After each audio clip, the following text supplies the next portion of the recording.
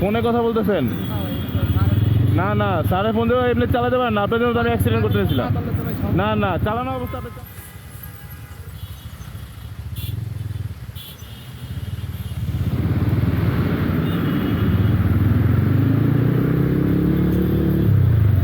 ভাইয়া কি ফোনে কথা বলতেছেন?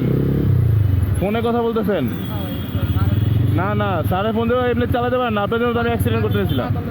না না, চালানো অবস্থা আপনি চালাতে পারেন না, তাই না? এমনি চালা আপনার জন্য কিন্তু এখন আমি অ্যাক্সিডেন্ট হতে গেছিলাম। না, আপনি আপনি কিন্তু খেয়াল করে, আপনি যদি অ্যালার্ট থাকতেন তাহলে কিন্তু অ্যাক্সিডেন্ট হইতো না। না, এখন যদি অ্যাক্সিডেন্ট হয়তো ক্ষতি হইতো, এমনি ফোনে কথা বললেন না। হ্যাঁ আচ্ছা, ওইটা আমি দেখছি, হ্যাঁ, কিন্তু ব্যাপারে তো উনি ফোনে কথা বলতেছিল। না না না, ওটা দেখা সম্ভব না, আপনি ফোনে কথা বললেন না। হ্যাঁ ঠিক আছে, মানে ফোনে কথা আমার ভিডিওটা অন ছিল না, হ্যাঁ, নাইলে আমি আপনাদের দেখাইতে পারতাম। মানে সিম্পল, আরে বাবা আমি স্ট্রেট ঢুকতেছি, ও আমার ডান দিক থেকে চাপ দিয়ে বসছে। এমনি যদি ফোনে, মানে সব দোষ বাইকারদের সবসময় হয় না, ঠিক আছে? গাড়ি ফোনে কথা বলতেছে, তার কনসেন্ট্রেশন একদিকে, সে গাড়ি চালাইতেছে আরেকভাবে। মানে আমরা এখানে মানে রাস্তায় আমরা কি চালাবো না, মানে বাইক চালাইবো, মানে আমরা ওই সব অ্যাক্সিডেন্ট হইতে হইব। যারা 4 চাকা 4 হুইল চালান, আপনার মালিক পক্ষ থেকে শুরু করে ড্রাইভার, সবাই একটু সাবধানে চালান, ঠিক আছে? সবসময় দোষ আমাদের হয় না। কনফার্ম এখন ভালো একটা অ্যাক্সিডেন্ট করতাম আমি, আল্লাহ বাঁচাই দিচ্ছে আলহামদুলিল্লাহ। মানে আমি ফেড আপ এগুলোর প্রতি। আবার মানে সে তাও থামতো না, সে আমার সাথে লিটারি তর্ক করতো, শুধুমাত্র ক্যামেরা দেখে ভয় পাইছে।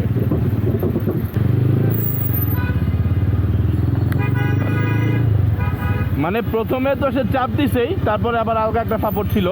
হ্যাঁ, যখন দেখছে যে আমি আবার ক্যামেরা অন করছি, ক্যামেরা অন করে যখন আমি সামনে আসছি, আমার ক্যামেরা দেখা সে একটু লাইট হয়েছে এবং সে ফোনটা রাখছে, ঠিক আছে? এগুলা আমি চাইলে গাড়ির নাম্বারটা চাইলেই দিতে পারতাম, বাট আমি নাম্বারটা দিচ্ছি না, ঠিক আছে? আমি কারো হ্যারাস করার উদ্দেশ্য না, উদ্দেশ্য হইতেছে যে আপনারা রাস্তায় যখন এমন একটা জ্যাম, সেই কুড়িল থেকে ঠেলতেছি, কি যে বিরক্ত লাগতেছে, ফার্স্ট গিয়ার সেকেন্ড গিয়ার নিতে পারতেছি না, ফার্স্ট গিয়ার ঠেলতে পুরোটা জ্যাম, দেখছেন তো?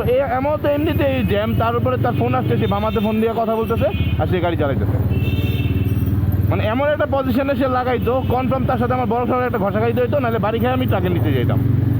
পরে আলটিমেটলি দোষ কী হইতো? এই যে বাইক চালায় বাইকার, এদেরই সব দোষ। ভাই সবসময় আমাদের দোষ হয় না, ঠিক আছে? ট্রাফিক আইন শুধুমাত্র বাইকারদের জন্য না, সবার জন্য।